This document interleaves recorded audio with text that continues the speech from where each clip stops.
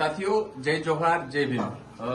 હાલ અમે ગીર સોમનાથ જિલ્લાના જે બોરવાવ ગામે જે અનુસૂચિત જાતિ સમાજના વ્યક્તિનું અપહરણ થયેલું હતું ફિલ્મી ઢબે, આ ભાજપના ગુંડા રાજની અંદર ગુંડાગીરી હજી પણ બંધ નથી। આ દેશનો એસસી અને એસટી સમાજ સુરક્ષિત નથી એવી ઘટનાઓ હરરોજની માટે બનતી જાય છે। ગોંડલ પછી ફરીથી આ બીજી વાર બોરવાવની અંદર આ ઘટના ઘટી। અનુસૂચિત જાતિ સમાજના વ્યક્તિનો વાક શું, આ મજદૂર વર્ગના વ્યક્તિઓનો વાક શું? ફક્ત ને ફક્ત એમને જરૂરિયાત સમયે જે તે વ્યક્તિ પાસેથી, જે આ ભાઈ ભાજપના જે ખૂબ મોટા નેતાના એના આગેવાન છે જે ભાઈ, એ ભાઈ પાસેથી વ્યાજે પૈસા લીધેલા હતા અને વ્યાજનું ચૂકવણું બધું કરી આપેલું હતું, પૈસા આપી દીધા હતા। આમ છતાં એમને વ્યાજ છે ઓછું પડતું હતું એ ભાઈને, એટલે વધારે ઉઘરાણી કરતા હતા। સાહેબ એવી વાત કરી રહ્યા છે ભાઈ જે પીડિત છે કે 10% વ્યાજ આપતા હતા।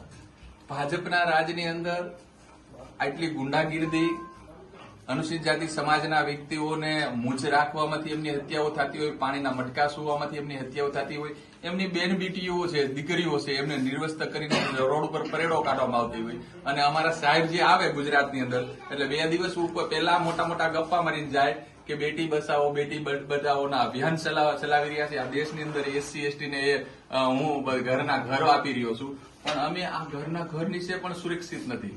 5,000 રૂપિયાનું 10% એટલે કે આ મજદૂર વ્યક્તિઓ વ્યાજ આપે, આમ છતાં તમને કહો કે એ વ્યક્તિને હજી એને કહેવાય કે વ્યાજ ઓછું પડતું હશે એટલે આ ભાઈને, અમારા ભાઈને અપહરણ કરી ગયા ફિલ્મી ઢબે। એટલે અહીંયા દેશની અંદર અનુસૂચિત જાતિ સમાજના વ્યક્તિઓ અહીંયા જન્મ લીધો ને એ જ ખોટું લાગે છે। આ વ્યક્તિઓને એક ચોક્કસ રાષ્ટ્ર બનાવવું, એ ચોક્કસ રાષ્ટ્ર બનાવવાના જે સપના જોઈ રહ્યા છે એ વ્યક્તિઓને કહીએ છીએ કે આ સ્પ્રિંગ ખરેખર ખૂબ તમે દબાવી દીધી છે। હવે આ સ્પ્રિંગ એટલી ઉલ્લડશે ને કે તમે એ સ્પ્રિંગ થી ક્યાંથી ક્યાં જતા રહેશો, ઉલળશે ને તો તમારી જે બાઉન્ડ્રી છે ને એની બહાર જતા રહેવાનું। અને બંને ભાઈને, જે 2 ભાઈ છે ને અલગ અલગ જગ્યાએથી, આ ભાઈને અલગ જગ્યાએ માર્યા ને બીજા ભાઈ આમનો તો કઈ જ વાંક નથી, ખાલી એના ભાઈ છે એને ફોન કરીને એને ગાડીમાં બેહાડીને લઈ ગયા અને એને માર્યા, સાથે સાથે એ ભાઈની હાલત ખૂબ ખરાબ કરી, એવી રીતે મારપીટ કરી। તો હાલ અમે અનુસૂચિત જાતિ સમાજના વ્યક્તિઓ, સમતા સૈનિક દળની ટીમ, અમારા સાથી મિત્ર રાવણભાઈ પરમાર જુનાગઢથી, ડીકે મકવાણા, રમેશ મારુ, જયેશ પરમાર અને અમારી જે ટીમ છે, અમે અહીંયા હાલ પીડિતની મુલાકાત લેવા આવ્યા હતા। અહીંયાના એસપી સાહેબ, એસસી એસટી સેલના જે હાલ જે કોઈ પણ જે જવાબદાર અધિકારીઓ છે એ બધાને કહીએ છીએ કે આ ઘટનામાં પૂરતું ધ્યાન આપજો અને આ પરિવારને પૂરતું સુરક્ષા મળે। આવી રીતે જો ઘટનાઓ ઘટતી રહી તો હવે એસસી સમાજ છે કોઈ સાખી લેવાના મૂડમાં નથી। અમે આપને અને આવા જે લુખ્ખા તત્વો છે એમને ચેતવણી આપીએ છીએ કે તમારી જે દબંગગીરી, જે તમે ભાજપના રાજ સાથે જોડાઈને જે દબંગગીરી કરી રહ્યા છો, એ દબંગગીરી દલિતો ચાખી નહીં લે। ક્યાંક ને ક્યાંક અમારે કાનૂની લડાઈની સાથે સાથે રોડ ઉપરની લડાઈ નીકળવા કરી અને અમને મજબૂર ના કરતા, આ સાથે હાલ અમે પીડિતની મુલાકાત લીધી હતી। સમગ્ર ગુજરાતના અનુસૂચિત જાતિ સમાજના તમામ આગેવાનો કહી રહ્યો છું કે આ પરિવારની મુલાકાત લ્યો અને અમને ન્યાય મળે એ બાબતે અમે અમને સમર્થન જાહેર કરીએ છીએ।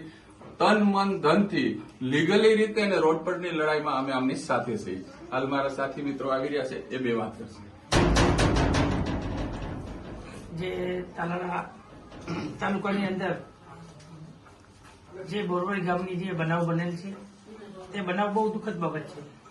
સામાન્ય બાબતોની અંદર અનુજાતિ સમાજના વ્યક્તિઓને અપહરણ કરવા, માર મારવામાં આવે, જ્યારે દેશના ગૃહમંત્રી ગીર સોમનાથની મુલાકાતે હોય અને એવા તાલુકાની અંદર આવા બનાવ બને તો દેશના ગૃહમંત્રી સાહેબને પણ એક મેસેજ છે કે તમારા રાજ્યની અંદર ગુંડા શાસન છે। આ ગુંડા શાસનનો અંત લાવવાની વાત કરો છો અને આ ગુંડા શાસન દિવસે ને દિવસે વધતું જાય છે। આવતા સમયમાં ગુજરાતની 2027ની વિધાનસભાને ધ્યાનમાં લઈ અને કોઈને સારું એવું ગુજરાતની અંદર બંધારણની જોગવાઈ મુજબ અનુજાતિ સમાજ ઉપર જે થતા અત્યાચારો બંધ કરાવો, નહીં તો આવતા સમયમાં આપને પણ ખબર પડી જશે કે આ ભારતના ગૃહમંત્રી તરીકે શું ગુજરાતમાં આપની છબી હતી અને આવતા સમયમાં આપની છબી કઈ રીતે થશે એ પણ અનુજાતિ સમાજ જાહેરમાં આપને સબક શીખવાડશે। હું મકવાણા ડીકે સમતા સૈનિક દળ ગુજરાત પ્રદેશ અધ્યક્ષ। આજે અમે બોરવા ગામમાં આવ્યા છીએ જે અનુસૂચિત જાતિ સમાજ ઉપર અત્યાચાર થયો છે તો એ માટે હું એક સરકારને સંદેશો આપવા માંગુ છું કે જેટલા બુટલેગરો છે એ બધા ભાજપમાં છે, જેટલા વ્યાજખોરો છે એ બધા ભાજપમાં છે અને અનુસૂચિત જાતિ સમાજને આ ગુજરાતમાં જીવવાનો હક શેક નથી. જેટલા અત્યાચારો થાય એની ઉપર થાય છે. તો હું કોઈને ઉશ્કેરવા માંગતો નથી પણ એટલું ચોક્કસ કહેવા માંગુ છું કે તમારી ઉપર અત્યાચાર કરવા આવે તો તમે એનો વળતો જવાબ આપજો, એના હાથ પગ પાટિયા ભાંગી નાખજો. પણ તમારી ઉપર હુમલો કરવા આવે ત્યારે તમારે સામેથી નથી જવાનું. તો જ આ લોકો સુધરશે, ત્યાં સુધી સુધરવાના નથી. અને હાથ પગ કદાચ તમે એને મારો ને પણ મારો કોન્ટેક્ટ કરજો. તમારે હાઈકોર્ટ સુપ્રીમ કોર્ટમાં છોડાવો ને તો અમે છોડાવી દેવું તમને. જય ભીમ, નમો બુદ્ધાય.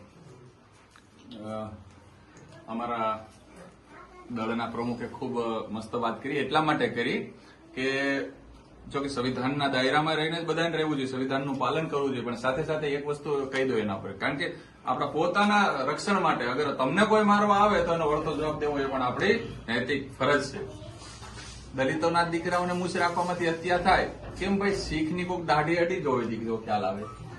હે દલિતોના દીકરીઓના રેપ મર્ડરો થાય, આદિવાસીની દીકરીઓના નિર્વસ્ત્ર કરે, કે મુસ્લિમને ત્યાં ચાળો કરો છો, કેમ ત્યાં નથી થતો? તો એનો મિનિંગ એ જ થાય છે કે દલિત છે એનું સ્વાભિમાન મરી ચૂક્યું છે, આદિવાસીનું સ્વાભિમાન મરી ચૂક્યું. એટલે તમે તમારે જેમ મળદા છો ને એ મળદાની અંદર તમે પ્રાણ પૂરો. બાબા સાહેબે તમને સંપૂર્ણ રીતે માનવ બનાવ્યા છે. એટલા માટે ખંભેથી ખંભો મિલાવી સમાજ પર થતા અત્યાચારનો વળતો જવાબ દેવો એ પણ જરૂરી છે.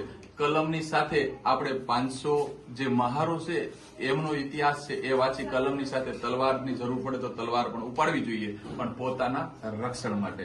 બસ આજ વાત હતી. સાથે સાથે મને એક વસ્તુ યાદ આવી,